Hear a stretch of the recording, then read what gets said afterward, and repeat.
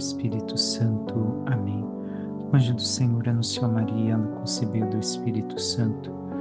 Ave Maria, cheia de graça, o Senhor é convosco. Bendita sois vós entre as mulheres, bendito é o fruto do vosso ventre, Jesus. Santa Maria, Mãe de Deus, rogai por nós, pecadores, agora e na hora de nossa morte. Amém. Eis aqui a serva do Senhor, faça-se em mim segundo a vossa palavra. Ave Maria, cheia de graça, o Senhor é convosco. Bendita sois vós entre as mulheres, bendito é o fruto do vosso ventre, Jesus. Santa Maria, Mãe de Deus, rogai por nós, pecadores, agora e na hora de nossa morte. Amém. E o Verbo divino se fez carne e habitou entre nós. Ave Maria, cheia de graça, o Senhor é convosco. Bendita sois vós entre as mulheres, bendito é o fruto do vosso ventre, Jesus.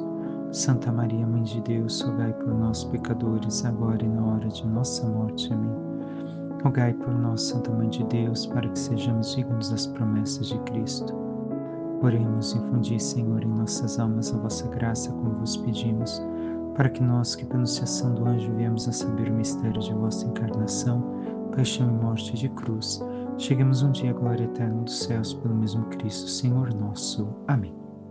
Caríssimo irmão e irmã, hoje meditamos a liturgia do sábado da 17ª semana do Tempo Comum. Na primeira leitura, nós continuamos com o livro de Levítico, e hoje nos é colocado justamente a invenção por parte de Deus do jubileu. O Senhor falou a Moisés no Monte Sinai, dizendo: contará 7 semanas de anos, ou seja, 7 vezes 7 anos, o que dará 49 anos. Então fará soar a trombeta no 10º dia do 7º mês. No dia da expiação farei soar a trombeta por todo o país. Declarareis santo o 50º ano e proclamareis a libertação para todos os habitantes do país. Será para vós um jubileu. Cada um de vós poderá retornar à sua propriedade e voltar para a sua família. O 50º ano será para vós um ano de jubileu. Não semeareis, nem colhereis o que a terra produzir espontaneamente, nem colhereis as uvas da vinha não podada. Pois é um ano de jubileu sagrado para vós. Mas podereis comer o que produziram os campos não cultivados. Nesse ano de jubileu, cada um poderá retornar à sua propriedade. Se venderes ao teu conterrâneo, ou dele comprares alguma coisa, que ninguém explore o seu irmão. De acordo com o número de anos decorridos após o jubileu, o teu conterrâneo fixará para ti o preço de compra, e de acordo com os anos de colheita, ele fixará o preço de venda. Quanto maior o número de anos que restarem após o jubileu, tanto maior será o preço da terra. Quanto menor o número de anos, tanto menor será o seu preço, pois ele te vende de acordo com o número de colheitas. Não vos deseis uns aos outros entre irmãos, mas temei o vosso Deus. Eu sou o Senhor vosso Deus. O que vemos na leitura de hoje? Uma leitura aparentemente difícil de compreender em toda a profundidade. Alguns pontos para nós devemos de trazer. Como vimos, Deus é aquele que cria o jubileu. Porque, recordemos, o Senhor fala do 7º dia, o dia de descanso, e pela mesma análise do 7º dia, para o povo de Israel, o Senhor transporta agora para o número de anos. Então, aí vemos a mão de Deus, a sua obra, ao realizar este ano jubilar. São 49 anos de trabalho. Mas chega um momento em que chega o resgate. Por que resgate? Nós devemos de recordar que o trabalho da terra, como aqui nos é colocado, justamente é o castigo por conta do pecado original. A consequência do pecado do homem foi que ele tinha que trabalhar a terra por causa de seu pecado. A terra não daria mais os seus frutos sem que o homem exercesse o seu trabalho, pois a terra sofreu as consequências do pecado humano. E assim, no ano 50, como ouvimos, o trabalho cessa, não se planta, se colhe somente aquilo que a natureza produz, Aquilo que você havia trabalhado, a família havia trabalhado, não se deve de tocar. E ainda há mais uma coisa: cessa a escravidão. Quem era escravo devia de retornar então à sua família, estar de novo com os seus. E cessa também os débitos, que são e devem ser perdoados por todos. Por quê? Porque aqui o Senhor está mostrando aquilo que nos espera, mais uma vez, na eternidade. Recorda, desde já, o descanso eterno que nos espera, o ano de número 50, o ano jubilar, onde, pelo perdão de Deus, podemos repousar nele, viver na sua glória, participar dos seus frutos. E ainda, com tudo isso, o Senhor queria, tanto para o povo de Israel quanto diz também a nós, educar a viver na lei de Deus e recordar a cada um de nós que somos nesta terra peregrinos. Não estamos aqui numa morada fixa. Nossa vida passa. O Senhor nos chamará para si, para voltarmos à terra. Não somente esta terra, mas a terra a qual pertencemos verdadeiramente, o reino dos céus. E o quanto nós temos então vivido tudo isso que o Senhor nos propõe de perdoar, não somente dívidas, porque nem todas as dívidas podemos perdoar. Necessitamos sustentar a família e algumas necessariamente devem ser cobradas, mas aqui é o perdão em si, o perdoar o outro, o deixar que o outro volte à sua família e não o façamos de escravo, não como escravo humano no sentido desta escravidão, mas aquela escravidão que submetemos no nosso coração, ou que colocamos a pessoa a depender de nós mais do que necessário, fazendo assim a pessoa, de um certo modo, sim, escravo, mas diferente da escravidão. E o quanto também deixamos o tempo do trabalho para encontrarmos a Deus, para vivermos este tempo de descanso que não é para nós, mas para estarmos com o Senhor. O Salmo nos diz que as nações vos glorifiquem, ó Senhor, que todas as nações vos glorifiquem. E assim, nós também deveríamos de glorificar a Deus, não somente desejar que as nações glorifiquem, mas buscarmos todos nós glorificá-lo com a nossa vida e com as nossas palavras. Passemos ao Evangelho. Talvez hoje sejamos mais curtos. Seguimos com o Evangelho de São Mateus, hoje no capítulo 14. Naquele tempo, a fama de Jesus chegou aos ouvidos do governador Herodes. Ele disse a seus servidores: é João Batista, que ressuscitou dos mortos. E por isso os poderes miraculosos atuam nele. De fato, Herodes tinha mandado prender João, amarrá-lo e colocá-lo na prisão por causa de Herodíades, a mulher de seu irmão Filipe. Pois João tinha dito a Herodes: não te é permitido tê-la como esposa. Herodes queria matar João, mas tinha medo do povo que o considerava como profeta. Por ocasião do aniversário de Herodes, a filha de Herodíades dançou diante de todos e agradou tanto a Herodes que ele prometeu com juramento dar a ela tudo o que pedisse. Instigada pela mãe, ela disse: dá-me aqui num prato a cabeça de João Batista. O rei ficou triste, mas por causa do juramento diante dos convidados, ordenou que atendessem o pedido dela e mandou cortar a cabeça de João no cárcere. Depois a cabeça foi trazida num prato, entregue à moça, e esta a levou para sua mãe. Os discípulos de João foram buscar o corpo e o enterraram. Depois foram contar tudo a Jesus. Palavra da salvação. Glória a vós, Senhor. O que tanto podemos olhar daquilo que se propõe no Evangelho de hoje? Vemos Herodes temendo que João Batista houvesse ressuscitado e agora viesse, entre aspas, cobrar a dívida, e algo pudesse acontecer-lhe e perder aquilo que ele mais temia perder, como vamos ver.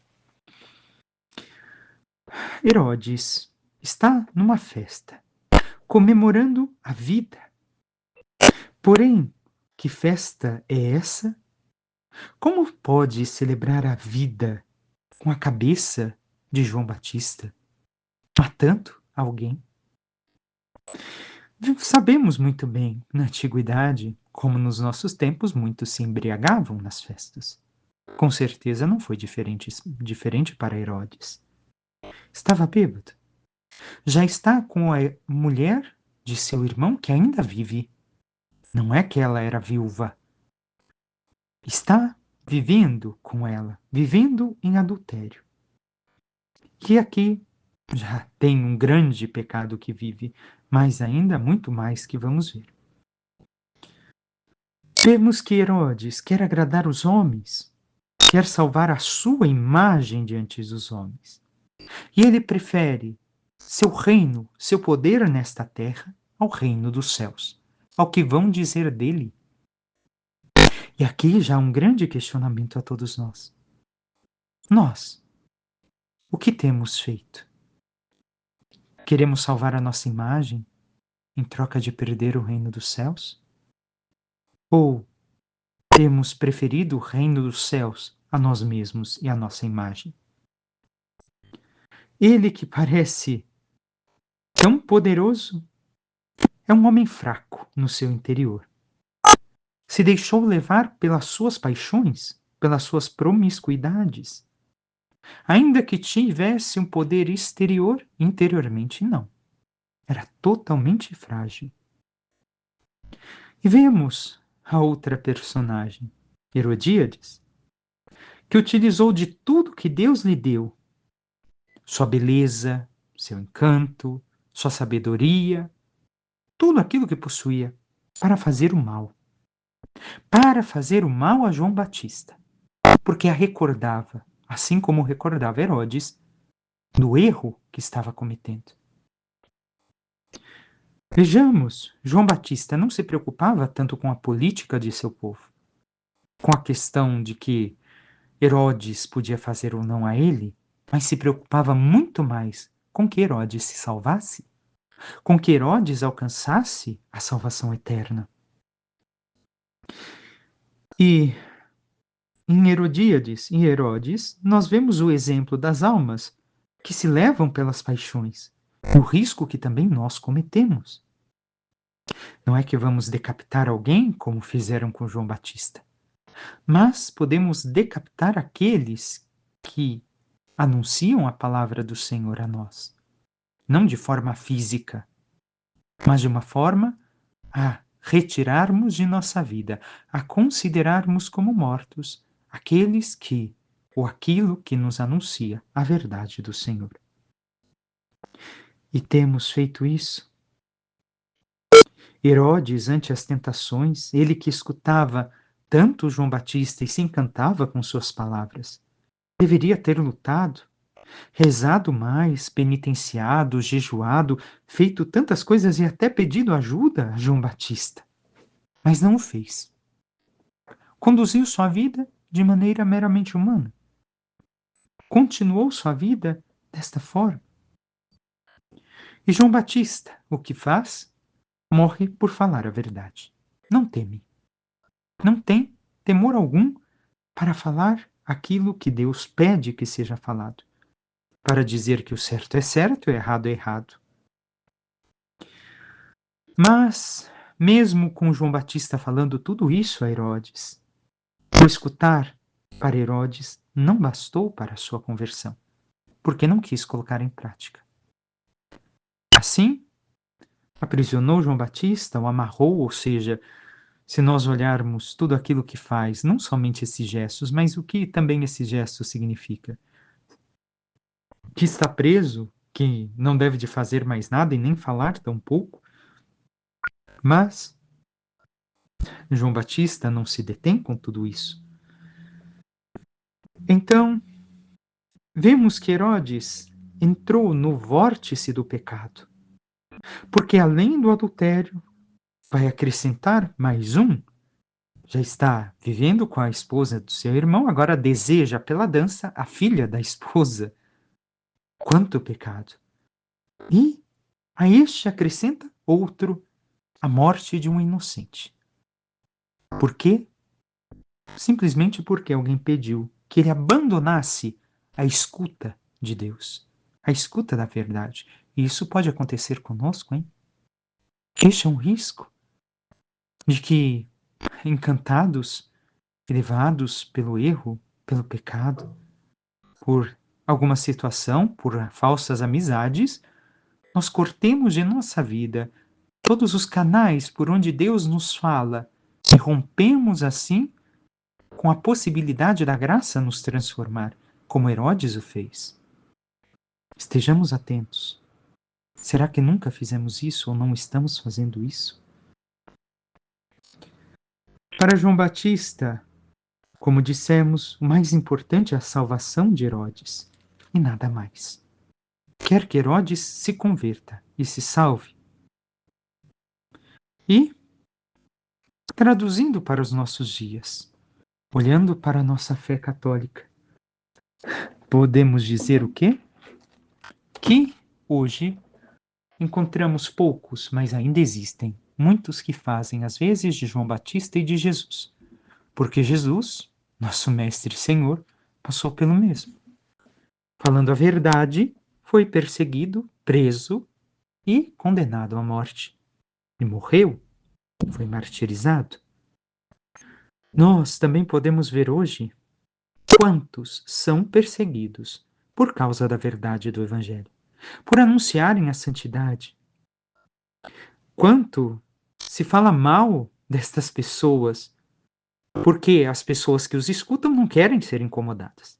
Sejam padres, sejam leigos, qualquer um que venha falar, isso é pecado, isso está errado, não é assim que Deus quer. Olha, converta, mude de vida, senão você não vai ganhar a salvação, vai para o inferno. E quem é esse padre? Que padre chato. Ai, para que isso? Ele não entende nada. Ai, só fala besteira. Não é assim que vemos hoje o nosso tempo? As pessoas não estão igual a Herodes e Herodíades? Não temamos, irmão e irmã. Sei o quanto é difícil, porque já passei na pele por isso. E sei o quanto é difícil enfrentar essas situações. Mas recordemos o que importa para nós: o reino aqui da terra, como Herodes, ou o reino dos céus, como João Batista. Falando a verdade, ganhou uma glória num reino eterno. Herodes morreu. E será que ganhou uma glória em um reino? Peçamos à Santíssima Virgem Maria, nossa mãe, que interceda por cada um de nós e nos ajude a vivermos o jubileu do Senhor em nossas vidas, nos deixando perdoar, transformar, viver na sua graça, buscando sempre o seu auxílio, o seu amor, a sua presença. E também possamos escutar a verdade do Evangelho, nos deixando tocar profundamente, ainda que nos incomode, reconhecendo o quanto precisamos mudar, o quanto precisamos nos converter, para que, vivendo assim, cada vez mais aquilo que Deus quer, também saibamos anunciar a verdade, anunciar o Evangelho e a santidade a todos, não importa o que custe a cada um de nós, como discípulos do Senhor, para que um dia possamos merecer a glória dos céus. Louvado seja nosso Senhor Jesus Cristo, para que sempre seja louvado. Por intercessão da Santíssima Virgem Maria, de todos os santos e anjos de Deus, desça sobre vós, vossas famílias e tudo que vos pertence a bênção do Deus Todo-Poderoso, que é Pai, Filho e Espírito Santo. Amém. Um santo e abençoado dia a todos.